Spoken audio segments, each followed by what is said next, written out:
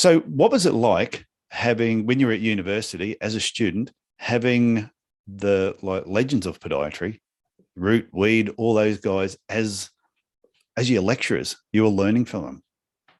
It was amazing and fascinating and mind opening. It was called the golden age of podiatry because they were teaching us a basic fundamental concept, and these are the people that designed the concepts themselves. They weren't giving you somebody else's ideas. They were giving you their ideas and what to do with it.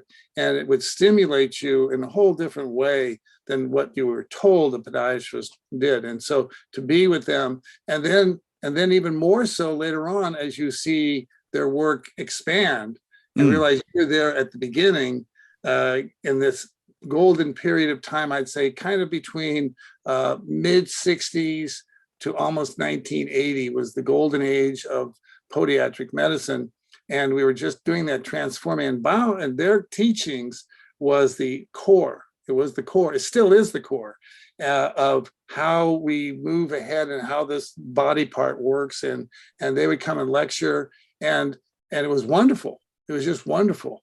And to sit there and listen to them. And of course, there was, 2 or 3 fellows in the class who got it right away, Yeah. And then there was a few of us took longer to understand. And one day, Dr. Tom Scarlato, who in those days was also involved, he was in our 3rd year, because we took biomechanics every semester. We didn't just do one, we did every semester. He said in the 3rd year, he said, you won't understand biomechanics until you watch 10,000 feet walk or 5,000 people. He said, at that point that you watch people walk, at some point, and he says, that'll take you about 7 years. And he says, one day you'll watch a patient walk and you go, I get it. And it'll come flooding out of your head, all these concepts. And he was right. He was totally right. And so you had the basics, and then you get the experience, and the two come together at that point in time. And he based it on the famous golfer, Jack Nicholson, who was asked why he could drive so far, why he got so much out of his drive. He said, well, I practice driving every day. And when I hit about 10,000 golf balls, I finally got it down to a science. And so he translated that into biomechanics. And I think that's the best advice to remember about biomechanics, is that there's the basics and there's the experience. And it does come together, and it comes in by watching gait analysis and people walk. And we did a lot of gait analysis in school all the time, on each other, on patients, on everybody. And I do that on all my patients now, still to this day. So it was an essential part of our training, separated us out from everybody else, biomechanics. And what I think is amazing is, like you said, it was the golden era. You were with them before this was normal. Right. So you're learning from these people.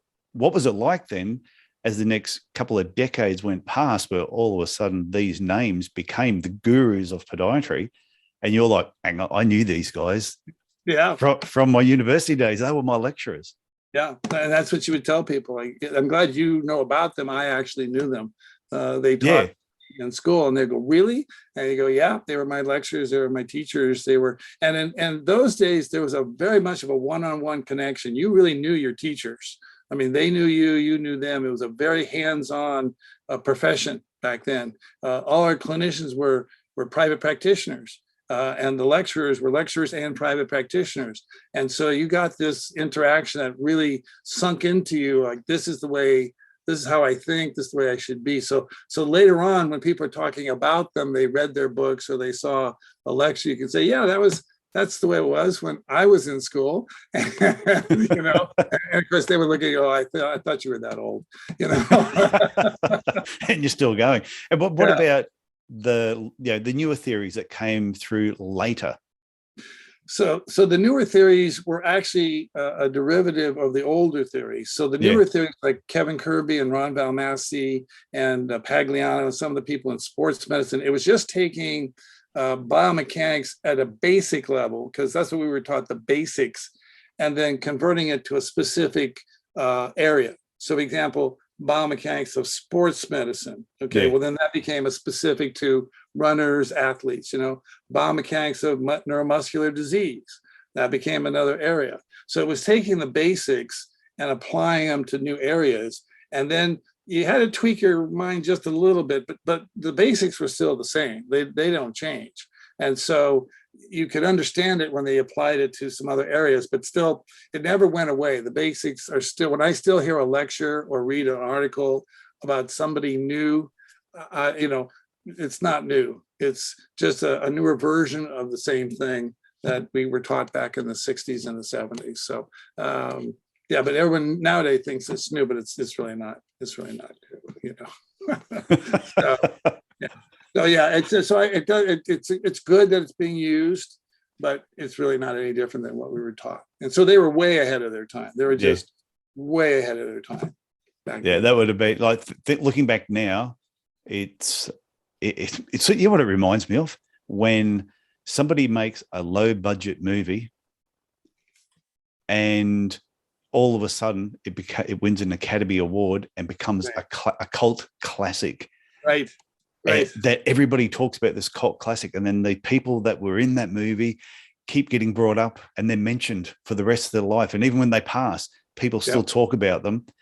And at the time when they were filming it, they had no idea it was going to be a classic. Absolutely. It's the same thing. You don't know when you're doing it. But if it has staying, as they say, if it has legs in the business, if it has legs, it stays. And then, I think there was somebody recently in my office, a student who was talking to me about an article, and he said, this is written by one of those old guys, Dr. Lee. Those old guys. John. I was in class, I was taught by him, and he just was astounded. Like, you were taught by these people? I said, yes, I was taught by them. And so I'm glad you speak of him in good terms, but you're talking about something else. Now we have our new people too. Yeah. And that's great. They have to carry it on. But they all base if you really read their stuff, you'll see it all goes back to the same time. And what was fascinating about biomechanics was that it was actually postulated originally by an orthopedist at UC Berkeley. And he postulated the concept of foot biomechanics for the orthopedic community back in the 60s. And they turned him down. They said, you don't know what you're talking about. Yeah. And so he came to this group called Podiatrist and offered it to the podiatrist. And this is where Root and all the guys picked up on it and said, well, we'll run with it. Sounds good. And that's where it came from. So even from a little seed that was kind of not in, it got planted in the right field, which was podiatric medicine. And then it blossomed into what it's turned into nowadays. So you were part of Pulp Fiction in the making. Exactly. Great movie, by the way. It is a good movie.